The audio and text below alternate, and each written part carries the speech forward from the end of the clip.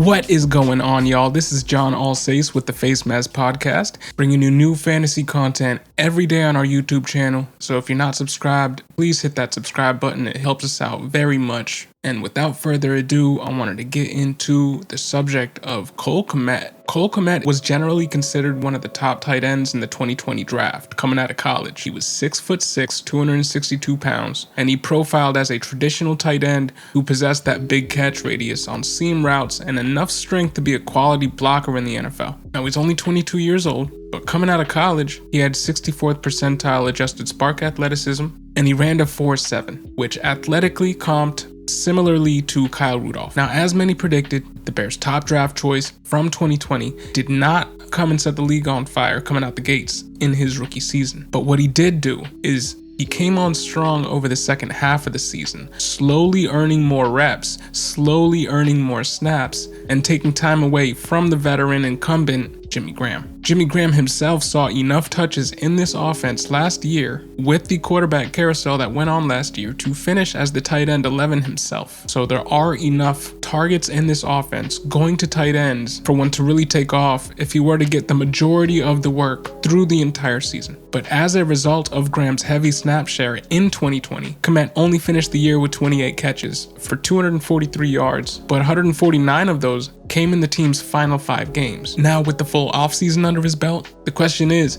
Kmet ready to take that leap this year and become a major weapon in the Bears offense in 2021. Now, the offseason's gone pretty well for him. Coaches have applauded his work ethic this spring and noted that he's building a rapport with both Andy Dalton and Justin Fields during offseason workouts, which is important. At 6'6", Cole Kmet should be looked at in the red zone frequently and has the size mismatch over most defenders in the league. But because Graham is still there, we're still most likely a year away from the breakout. Prior to week 9, Kmet did not take more than 47% of the team's snaps. But from week 11 through week 17, Kmet played at least 78% of those snaps. So it appeared as though the Bears were headed towards going with Kmet as their starting tight end over the tail end of 2020, and they were moving on from Jimmy Graham. But the thing is, they did have the chance to cut Graham this offseason and save $7 million against the cap, but they chose to release Kyle Fuller and Charles Leno instead. This highlights the fact that they still value Graham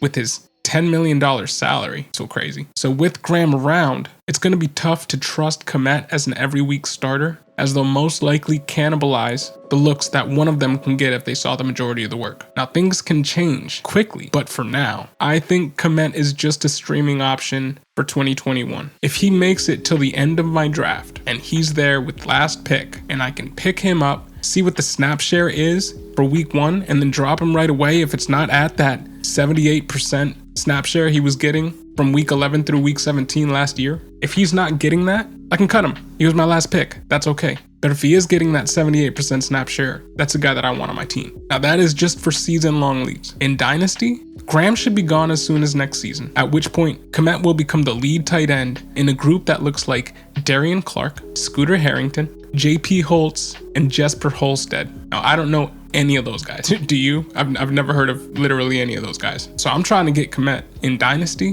wherever I can, because you gotta assume once Graham is gone, they're gonna scheme to get him out in space as an option, especially when the quarterback is on the move, where he can be the quarterback safety valve, crossing over the middle or out in space outside the numbers, implement him when using play action, and most importantly, make him the primary red zone target, because they don't have a wealth of options in their passing attack, as Allen Robinson headlines a group consisting of hot second-year name Darnell Mooney, and then Jimmy Graham and Cole Kmet. So if the team can scheme all of that together for Justin Fields, with him most likely starting in 2022, Kmet could be a huge breakout candidate, and I'm a buyer wherever I can right now, before that price really goes up, because I think he can be a TE1 sooner than later. And he's only 22. So what do you guys think about everything I just went over? Put your thoughts in the comment section below. If you're not subscribed, please subscribe. This is the Face Mask Podcast, bringing you fantasy content every day on our YouTube channel. My name is John Alsace. Thank you for listening.